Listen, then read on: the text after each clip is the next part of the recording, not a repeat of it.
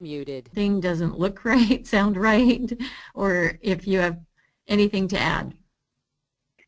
Lori, I just posted in the chat. Yeah, okay. To know if we have questions.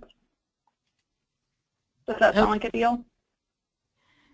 Yes, let's see. Thank you. Okay, good. All right.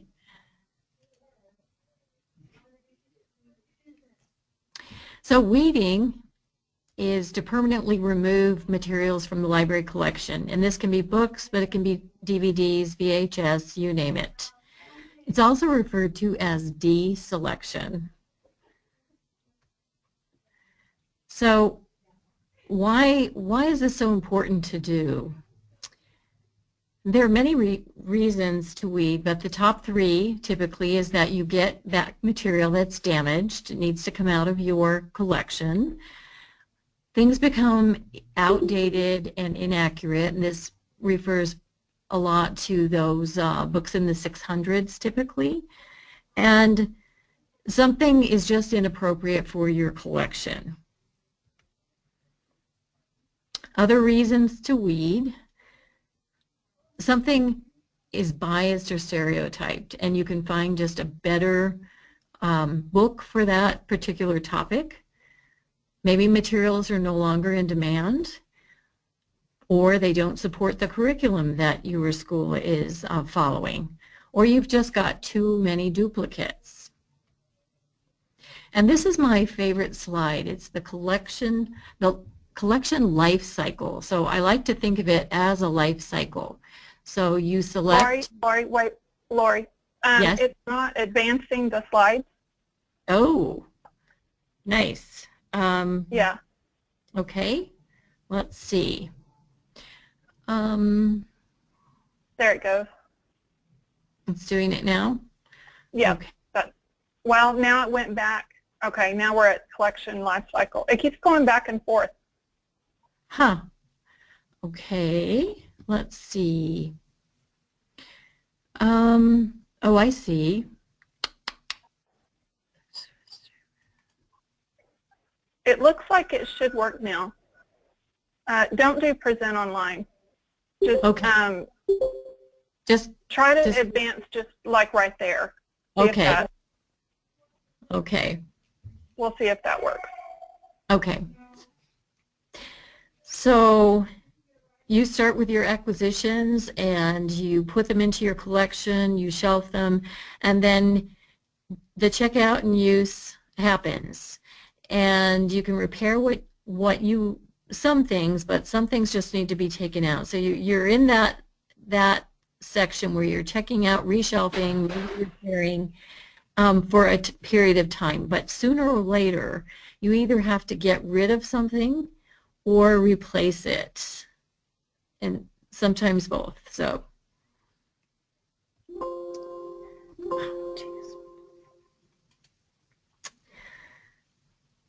So the goal always is to keep your library as current and useful and orderly and welcoming as possible. And without weeding, it just becomes overwhelming, as you know, when you look around your library, right? So what I did was just put out guidelines that APS, our district, the Albuquerque Public Schools District, has given us to follow in our school libraries. So the important thing for the librarian is to be aware of these things that are mentioned on the top line: the interests, the attitudes, the abilities, the reading levels, and learning styles of your students, because it's unique to different libraries. You want to be familiar with the current curriculum being used and possibly the changes that are coming down the line so that you can be ready. And you want to be aware of the programs that you have operating so that you can respond with library materials. So that's a key part of being a school librarian. Before you weed, you want to be aware of those things, the needs of your staff, your community, and the strengths and weaknesses of your current collection. Now, how do you evaluate your collection to know what to weed and what not to weed? Well, here's more guidelines. As you look at your books, classics and award winners, typically libraries keep. You may reorder these after they become too old or get damaged, but things like Newberries and Caldecott's for school libraries are something that's common to keep. Items from standard and core collection, items which are out of print but still have utility in your collection. So I know I've got some books that are out of print on New Mexico, on the Southwest, on Albuquerque, that although they're old, they're unique and I can't find them anywhere else. So they have a place in the library collection. And this kind of reiterates that. So if you have materials that pertain particularly to your location, your city, your town, ones of regional interest, you might want to hang on to those.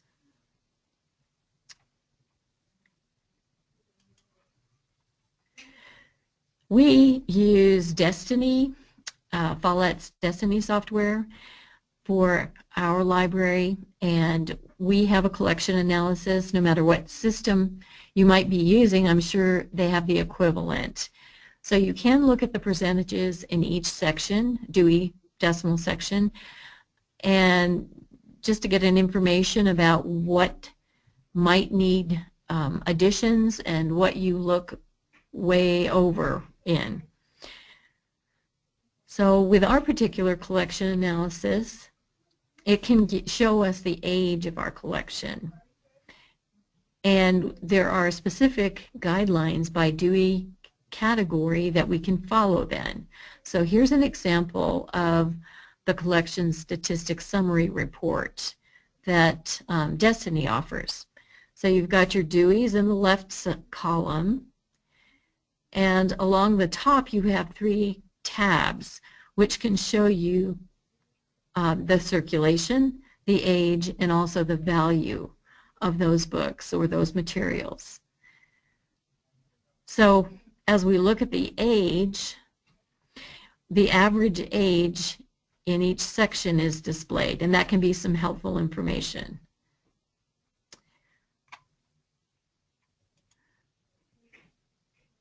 Okay, so the way that you would run that in Destiny is you would go to your reports, select library reports, go to statistics, look for your collection statistics summary, and you have those 3 options on the tabs, the circulation, the age, and the value. Now if you have information displaying in blue, it can be drilled down, so to a book title in some cases. So it can give you a lot of information if you keep at it.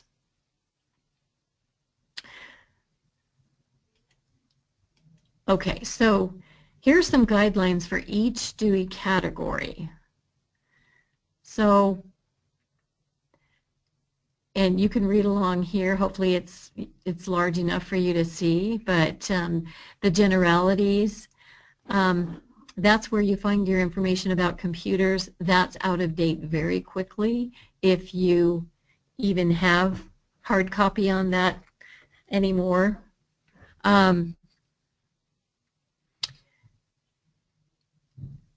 Again, in a school library, these are not typically the categories that are heavily used.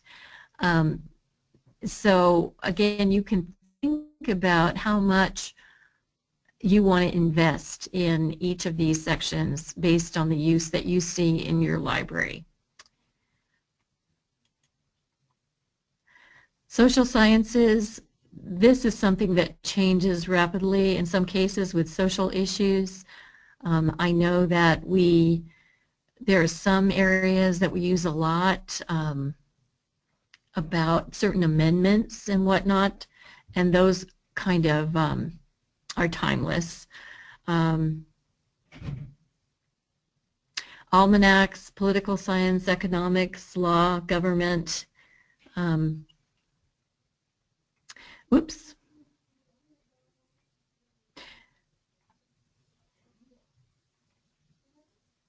Most areas, a good guideline to follow is 10 years. If it's over 10 years old, if it's used at all, you can discard that.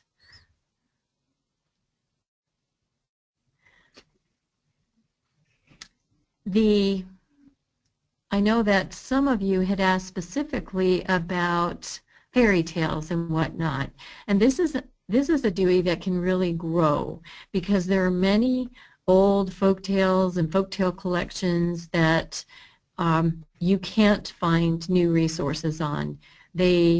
So they are classics, they're considered classics, and they can add to those. I know I have a lot of 398s for that reason. So that is an area that might be larger than many of the others. When you get into the sciences, 500s and 600s, you have to become more critical. Those are typically used more, especially in the school library, and they become outdated very quickly. So the 10-year guideline, general guideline, really doesn't work. So you want to look hard at things that are over 5 years old, and try to keep that as up to date as possible. And again, your 600s, your technology, the same thing. 5 years, you start really looking closely at that. The 700s, if you've got books about certain teams and basketball, football teams, that's something that you might want to keep up if that's something that's used at your school quite a bit. Literature is a section that can really grow too because you maintain those classics, and yet they're always coming out with more and more poetry books, anthologies that you might think would be useful to support your curriculum.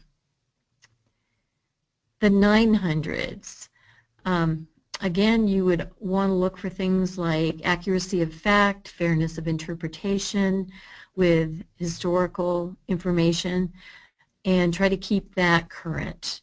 That's typically a Dewey that's used quite a bit in research in school. I work at a middle school, and that's a section that we use.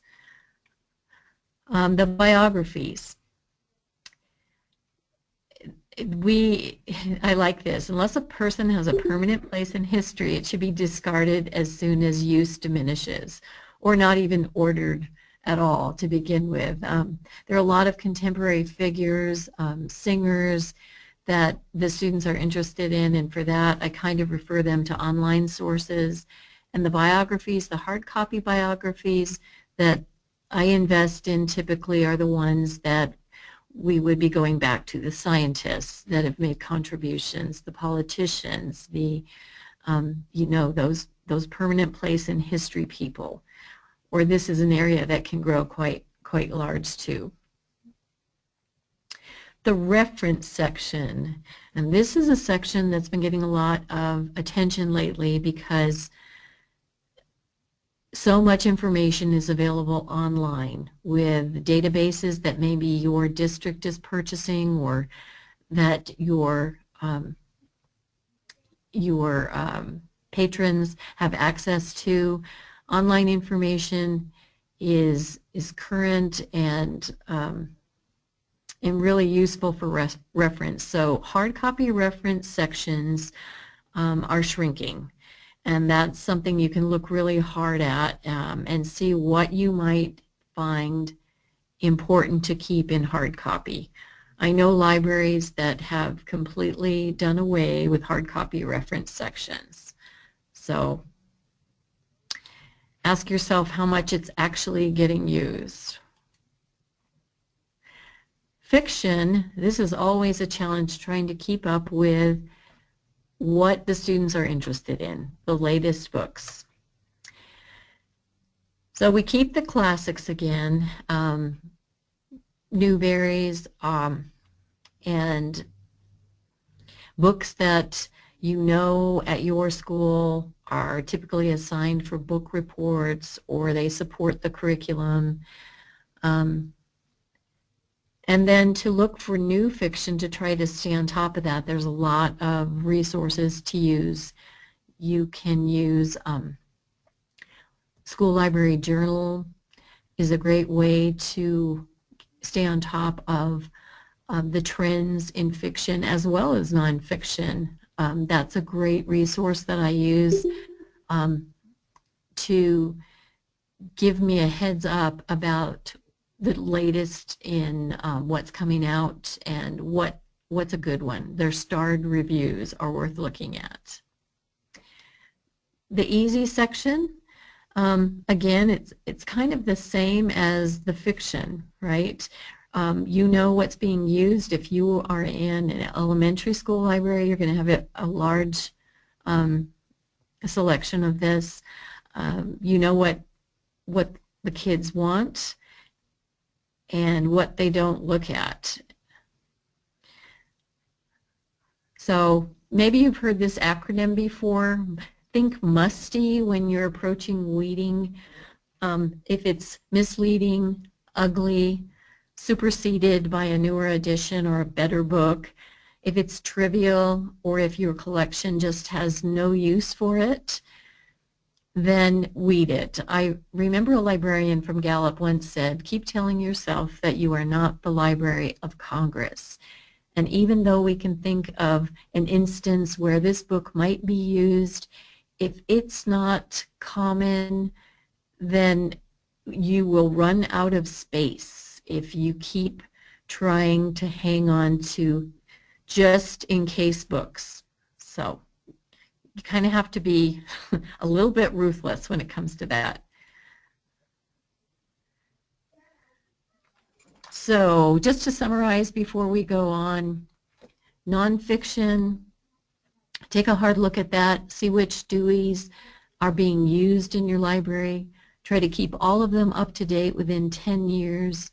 The 500s and 600s, anything that, and the 300s to some degree, look harder at those within a 5-year time period, and keep it clean. And the fiction, again, just a challenge to stay on top of the latest trends and keep things fresh and new so that the students are still interested. So if you're ready to read, you've decided that you do have a section, you can do it as, I know here in APS, one thing that they recommend doing is a certain section of your library each year, not the entire library, because that's very time consuming, and if you can do that, that's great, but most of us don't have the time. So if you try to maintain a rolling inventory of your library, and you're only doing certain sections each year so that within a 3 or 4 year time period you have weeded the entire library, you can weed as you go, and that's very convenient. Okay, so, but if someone turns in a book to you, I know this happens sometimes, you reach into the book drop and you pull out a book that's obviously been damaged and you can't reshelf it. So that's the time to weed that book. So in Destiny, if you use this software, you just pull up the book and you can see the icons off on the right hand side. You're going to choose your little trash can and it's going to give you this option, this screen. It's going to say, are you sure you want to delete this copy? and you have a box that you could check to show that, to track it as weeded. And I would check that. Yes, we're weeding this. And then select yes. So that at the end of the year, or periodically when you want that information, you can print a report of everything that you've weeded from the library.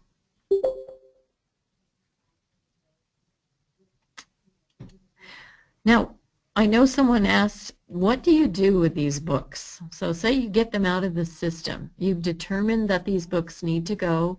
You've deleted them from your system, but you still have the physical item.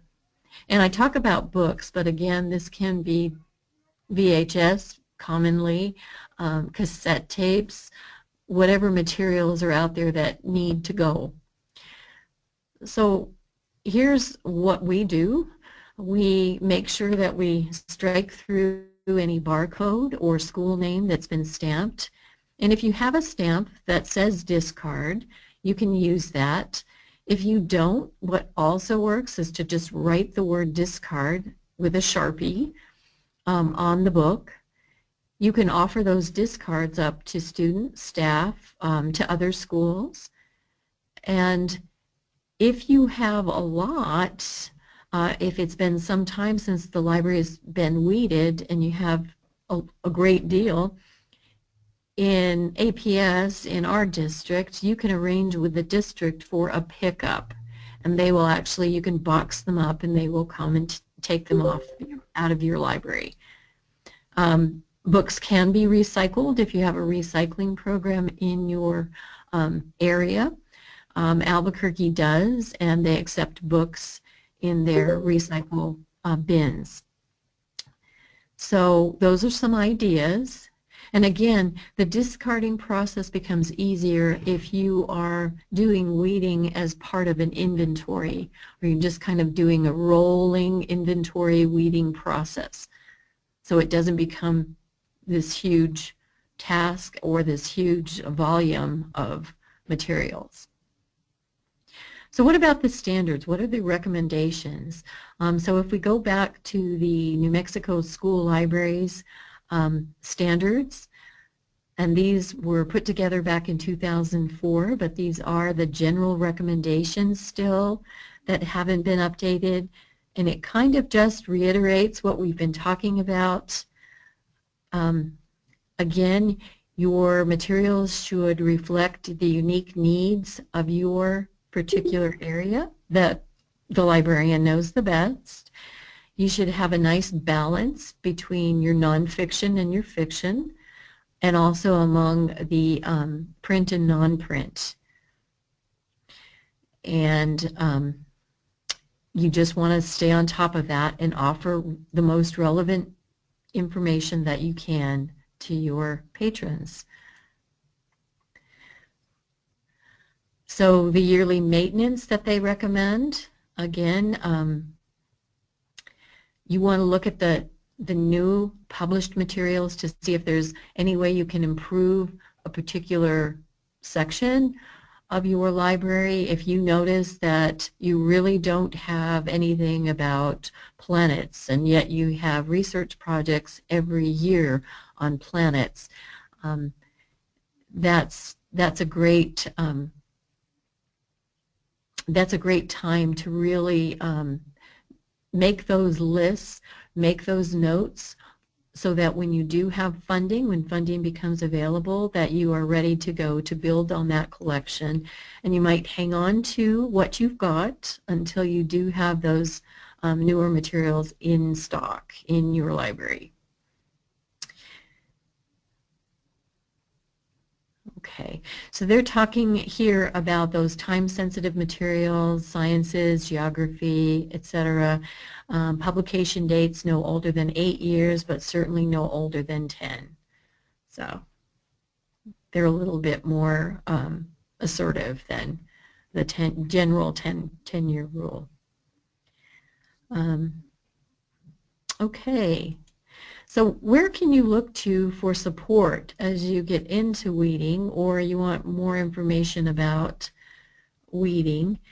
Of course, the ALA site has a whole section that's got more information than you could possibly want, probably. And I have looked at that in the past. Um, Librarians are a great resource. So if you don't have a group of librarians that meet together in your area, you might just buddy up with the librarian and run some questions and get some dialogue going as questions come up. What have you done when and you can run some things by each other, because we all have a lot of experience, collective experience, and it's a good way to share that. So you can create an email group. I know in Albuquerque we created just a middle school librarian group that addresses specifically the needs of middle school librarians, and that's been very helpful for materials, for weeding, for sharing resources, for everything. There's also this one. If you just Google resources for school librarians, it's www.sldirectory.com. That was a helpful website.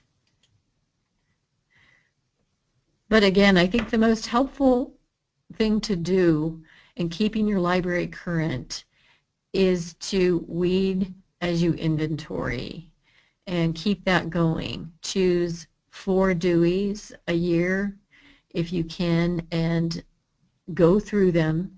Actually look at those books one by one, hold them in your hand and take a look. If you're going to notice immediately which books need to go.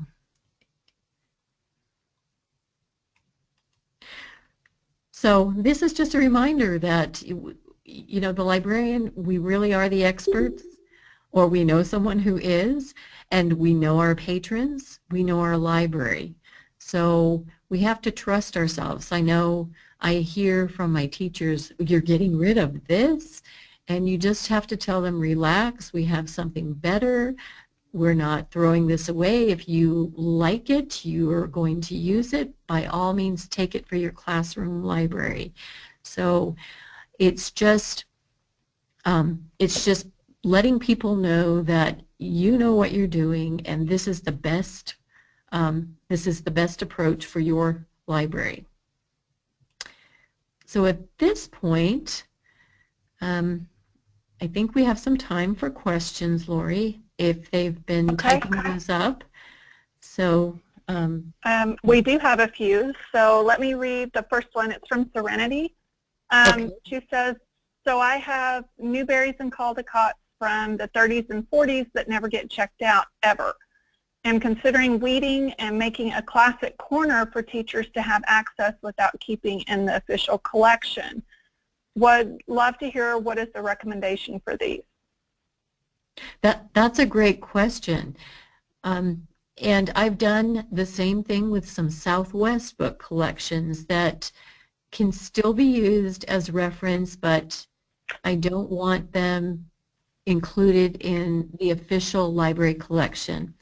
I know librarians that have gone ahead and weeded the very old Newberries and Caldecots for exactly the reason you mentioned, that they are never checked out. If they're never checked out and they're not being used in your library, but they're taking up shelf space, I would weed them too.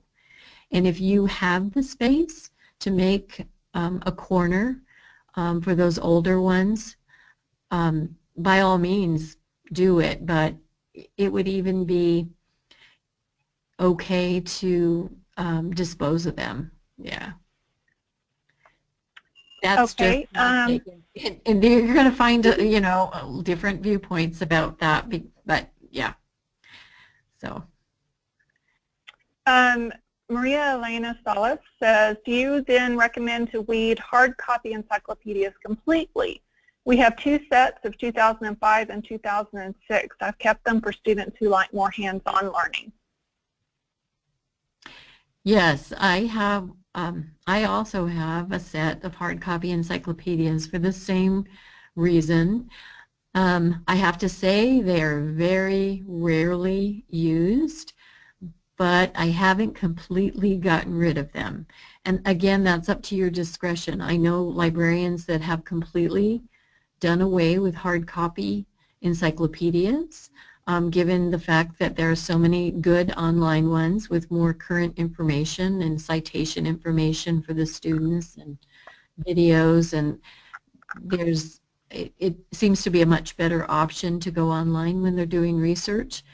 But again, you know what your teachers expect out of their students, you know your patrons and their needs, and as long as you feel it's useful to have a set of hard copy, I would keep, and you have the space to do it, I would, you can hang on to it. You will find that you will go from maybe 5 sets of encyclopedias, as I had a few years back, to 3 to 2 to maybe 1, and gradually you find that nobody is really missing them. So. Donna Smith pointed out that Pinterest has some awesome ideas for how to use weeded books, and she said her art teacher also asked for weeded books. And then I also posted that I have a basket out my front door. When I weed stuff, I just throw them in that basket, and then I send out an email, and they're seriously gone within minutes. It's like crazy fast. Teachers are sharks around here when it comes to books. Oh, well, welcome, Donna. I know Donna. That's a great idea. And our art teacher has used some of our books, actually, and in fact, we made some bookmarks for teachers out of old almanacs, old dictionaries, make some pretty interesting art projects. So you can be as creative as possible, you know, to try to find an alternative use when it's time to get rid of them. Yeah. And I don't have a name on this, but somebody did post that the crew manual has been updated and is available for free. And I will say that as a former Texan, I've actually promoted the crew manual in my district for the librarians to use. Hopefully they'll start using it, but you know how that goes. I'm going to open up. I'm going to unmute everybody so that we can have a discussion. So let me get there real quick. Unmute. Okay, so everybody's unmuted, so you can speak up, you can make comments, you can ask questions, whatever you want to do.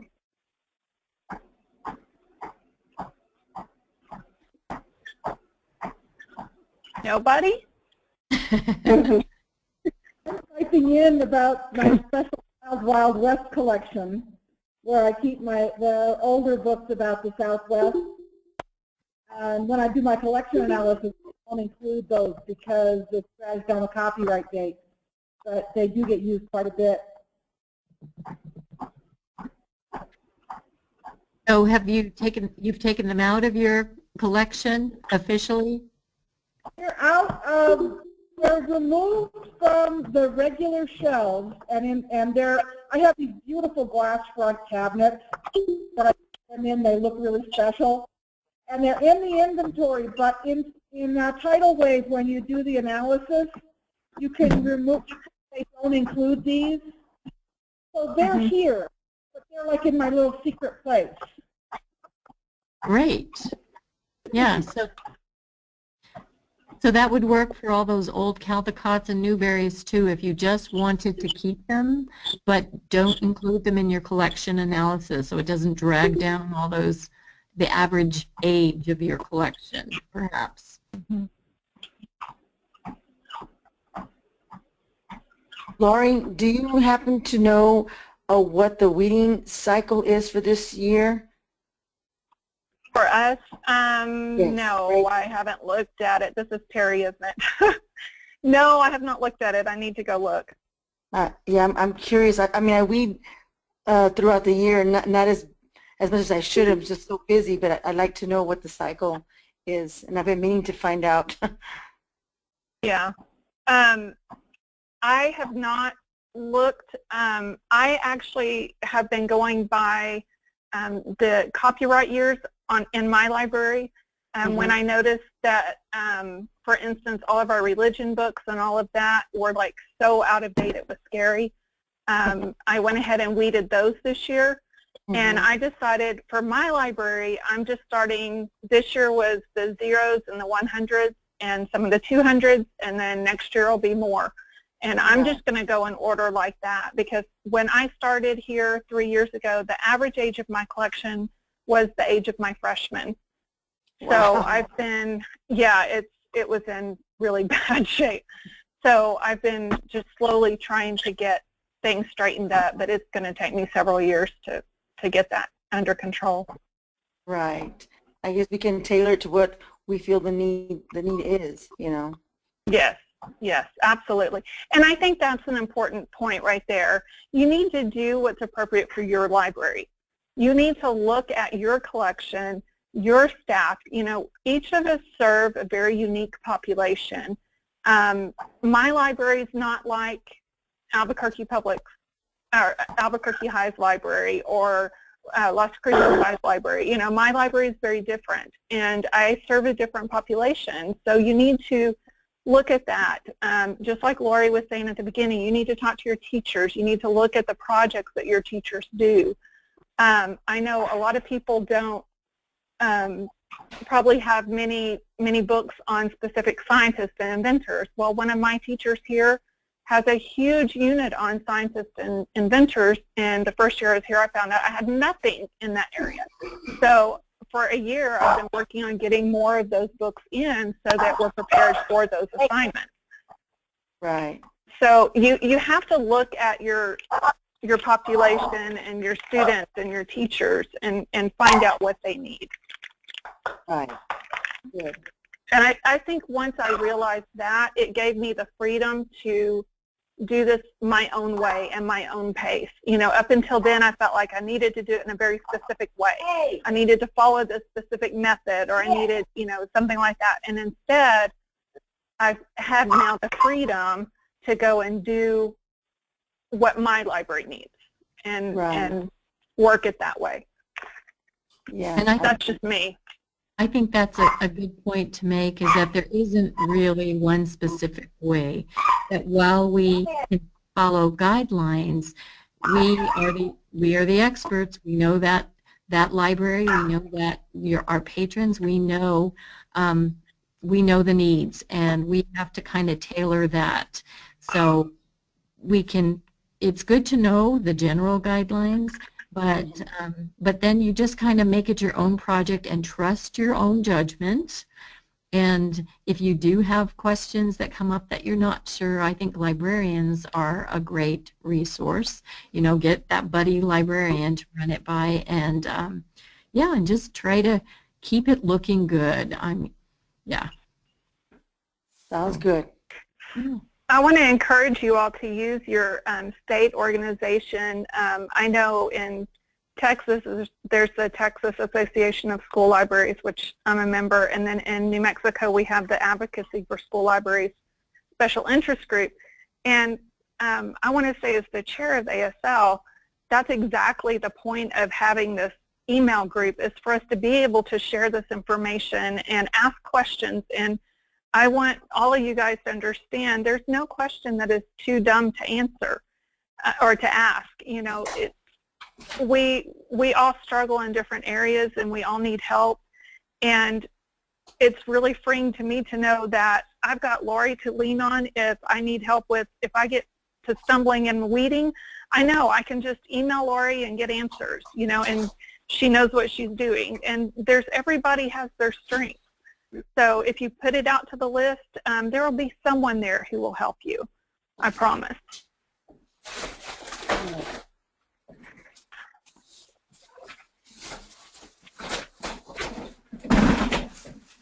I don't know if everyone can still see. I do have my contact information up there. I'm more than happy to, if you'd like to send me an email or call, I'd be more than happy to hear what you have to say. I appreciate your time this evening. I know it's been a long day, a long Monday for everyone, so thanks for attending. And I hope it's been helpful. So, Yes, it has been helpful. Thank you. okay.